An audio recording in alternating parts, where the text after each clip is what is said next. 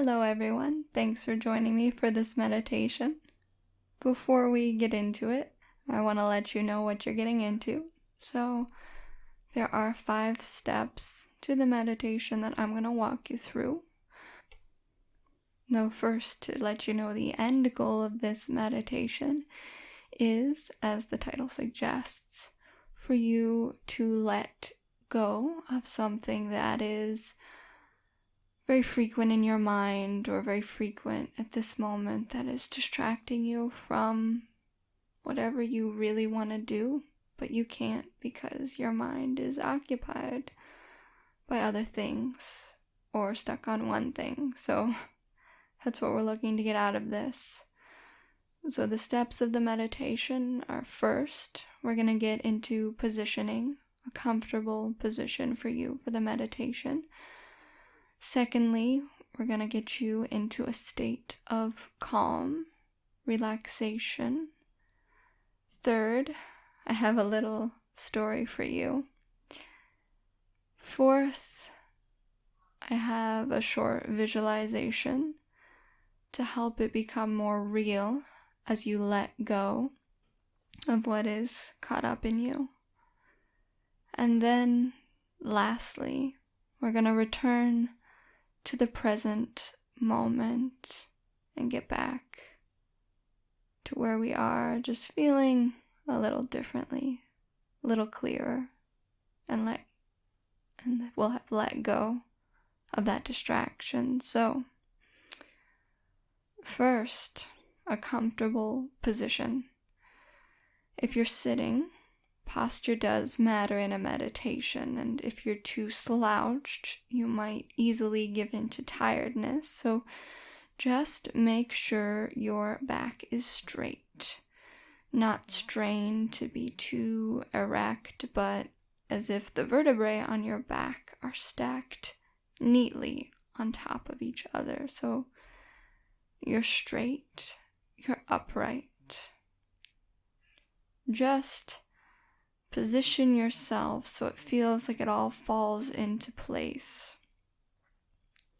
You don't have to be looking like a yogi where you have your legs crossed and your hands are in some sort of special position, and no, you don't need that. You just need to be alert in the sitting position. So you're attentive to the words that I speak, and thus attentive to whatever I'm having you focus on in the moment. So that's if you're sitting. Some may choose to lay down. So you can lay as you like, on your back, and just taking up space, being spread out, your limbs out, your arms out, hands up or down, it doesn't matter. But if you are tired, I wouldn't recommend the laying down position, since you might drift into a shallow state of sleep or actual sleep. And then close your eyes. So just take that minute that you need to be positioned in a non-distracting space. I personally had to move to a new space to do this meditation because I wasn't comfortable and I need to be settled where nothing is going to grab my attention. So just make sure you give this to yourself.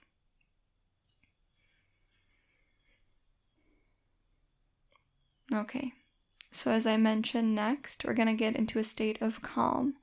And please know that in this state of calm, you're always in control of yourself. This isn't some sort of hypnosis. This is just bringing you into ease. Because if I went right into the visualization, I might not have your attention.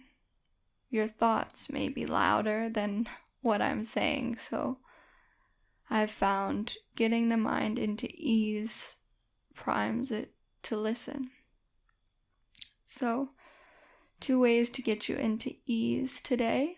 First is a countdown from 10 to 1, and then we'll do a brief breath exercise. So you're sitting, you're comfortable, and now I'm counting down for you to be even more relaxed. So 10. You've gotten into your space. You know where you need to be. And now you just want to be relaxed, but you're not quite there yet. 9, 8. This is getting a little bit more comfortable now. 7, 6. You readjust a little, but you notice that your body is sort of letting go. It's sort of relaxing a little bit. 5, 4. You notice that your shoulders may have been a little clenched. Maybe your jaw, just let it go. 3, 2. You're deeply seated. You are resting. You are calm. And lastly, 1 and 0.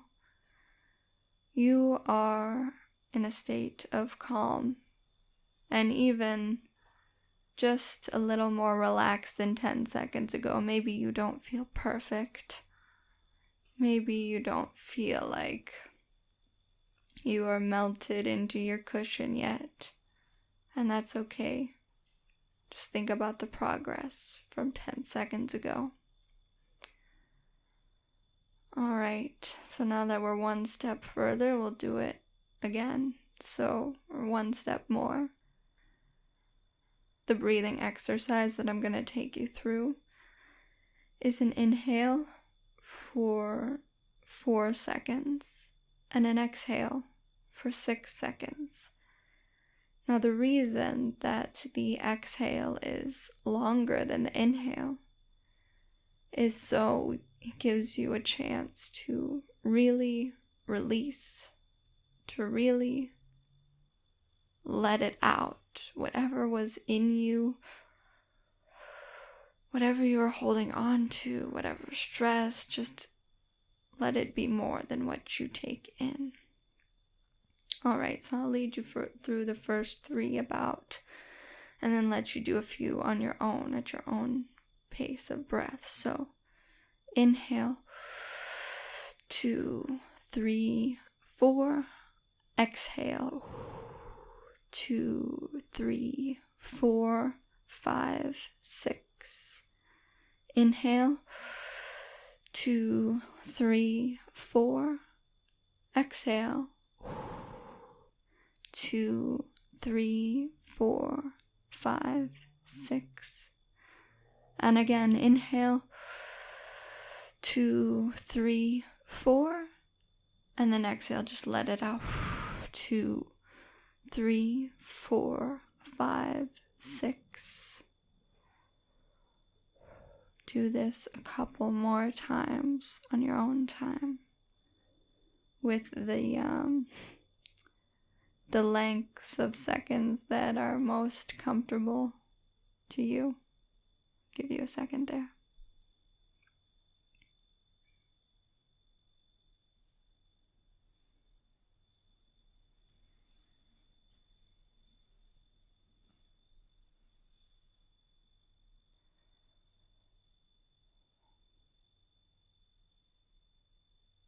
Alright, now let's return back to the normal breath cycle.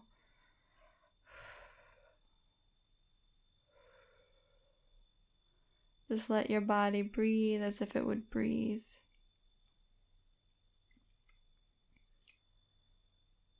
The breath is always there, always with you. It's automatic, and if you want something consistent in this world, then the breath will always be there for you, which is why it's such a good tool to return to, or just entity to return to when your mind is elsewhere. And I don't doubt that your mind has had plenty of thoughts by now, and that's fine. That's normal. That's the mind. We're just trying to calm and not latch on to the thoughts and be carried away as if by the waters of your mind swirling you around. We want to avoid that. We want to watch them pass. So now that we're in a state of calm, I have a short story for you before our visualization. So as I mentioned, this is step 3. So this meditation, as I've said, is about letting go of distractions and letting go of something that's irritating you. And maybe when you clicked on this meditation, you knew something that was bugging you and you wanted to let it go, or maybe you didn't. But I have a story of my own things that I've had to let go of and how a meditation helps. So I have a story of personalities for you, and the one personality in my story is me, and the second is my significant other. So first is my perspective, which comes in all the things on my mind around the apartment. If you live in a house or apartment, there are chores to do. There are blankets that need to be folded on your couch that don't look right if they're not. There are tables that are dirtied by glasses that sit on them. There are dishes in the sink that are just waiting to be cleaned and dried.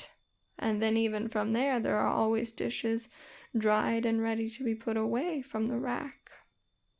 So there are a lot of things in this example for me that I can think about.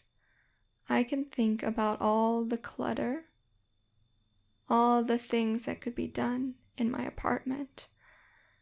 And that's a point of distraction for me, because I have other things that I want to do and that I want to attend to. And maybe it's not the time to attend to my apartment. I mean, yes, I appreciate that it's always clean, but I don't want to think about it when I'm doing something else. If I'm working on a project on my computer or reading, I don't want to stop and realize that I didn't put the washing machine clothes into the dryer. I don't want to care about that. So that's my perspective. On the other hand, my significant other, well, no matter what the apartment looks like, it doesn't concern him. He can do whatever he wants in whatever state the apartment is in. It can be cluttered, which it rarely is, but in my standards, it can be cluttered, and he won't care. He won't notice if dishes aren't done. He won't notice what's untidy. He's able to not think about those things. And yeah, he has other things on his mind, I'm sure, that keep him from it, but this is not one of them. He can do whatever he wants as he lives within the outside being in whatever state it is, and that's something, that's a trait, that's a characteristic I wish I had. I mean, it makes sure the apartment's always clean, but I want to let go of those things.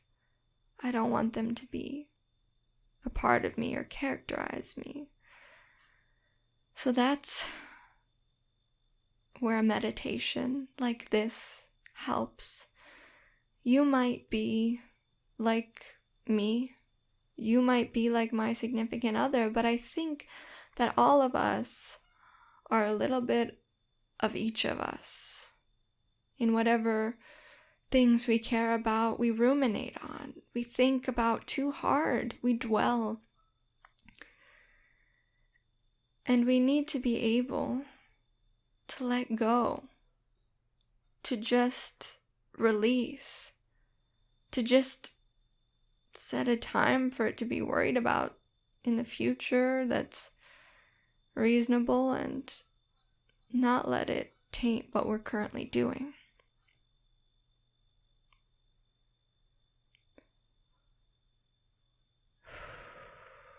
Just a brief breathing in and out right now. We're going to do together. In and out.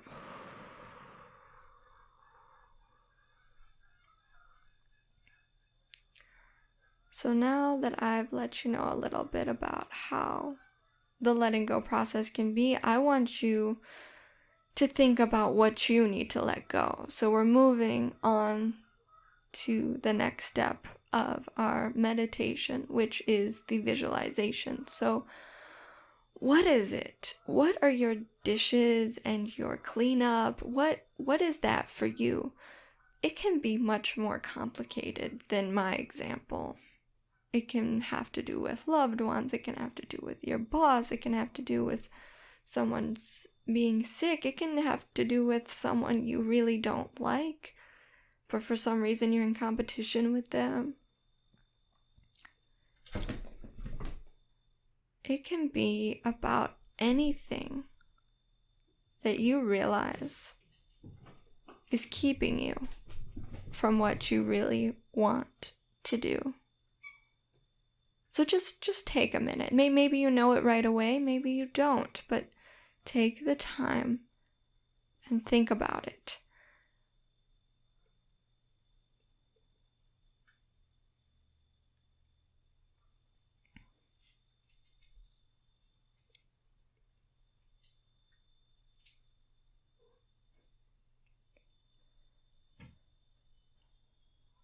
Now, beyond just picking it, which I hope you have by now. If not, that's fine. Pause and take a minute. But if you have picked it, please take a minute to think about a story around it or a scenario around this. So something that really grips your emotions when you think about it, or turns your stomach, or just makes you realize why you feel negative about this. So, for instance, in my simple example, I can think about the times that I've gone to bed later than I wanted, because I just had to finish the dishes. And I can see myself there with the option to do them or to not. And I always used to always just do them, because I had this miniature compulsion to do them. But I let go. I think, what's the worst thing if I wake up and the dishes aren't done? Many of you might have the opposite problem, but I don't know what is your situation. So think of a story around your distraction.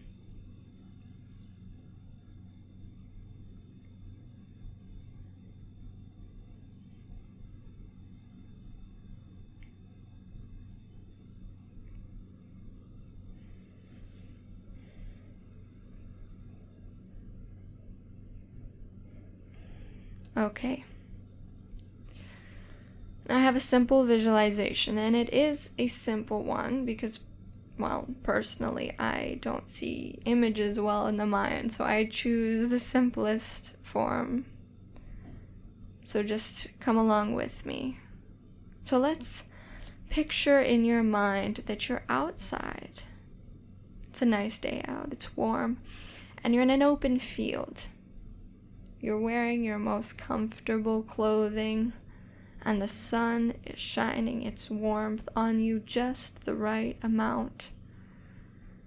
The moment you get too warm, a breeze flies by and you're readjusted to the right temperature. You're sitting leisurely on the grass, and there's a slight smell, sweet smell in the air, and you feel completely safe here. And you're sitting however you are most comfortable. So now you're visualizing your hands. So you look down at your hands. You study them.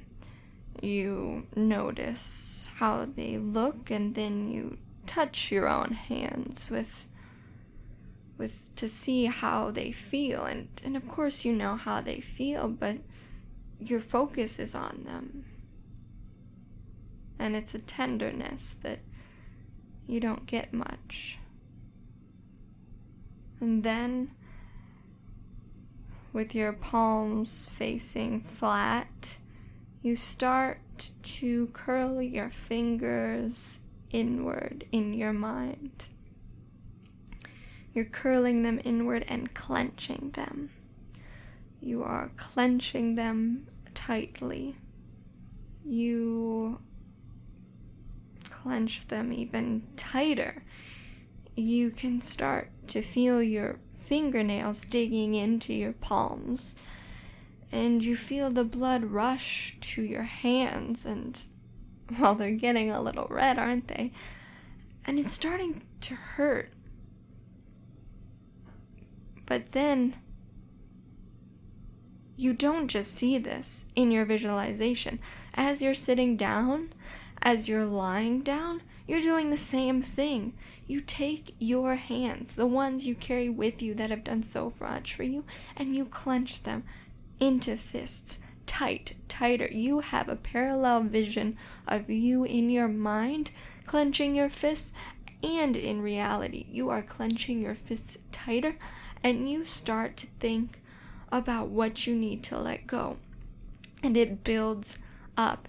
You think about that story, you think about the emotions you felt with that story, and it just becomes tighter and tighter, and you didn't know you could clench this hard.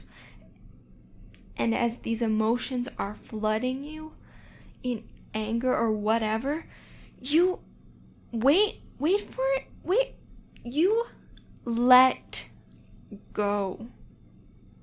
You release. You even feel your mind untensing. It just unclenched whatever it is that it thought it cared about too much, and it let go. Now you're out of that scene in your head right now, and you're back here in the moment. But how else do we return to the moment? Well, we look to our breath, the magical, unmagical. You can think of it however you want. You go back to that breath.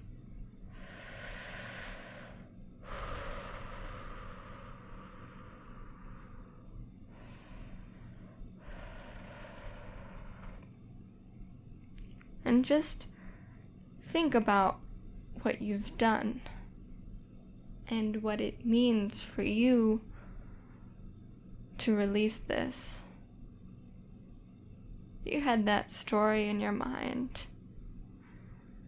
You now have that thought of that story, and you know what it means to you. You're not just gonna be in that situation again and let it pass you by and let it hurt you. You're going to think about this moment right here.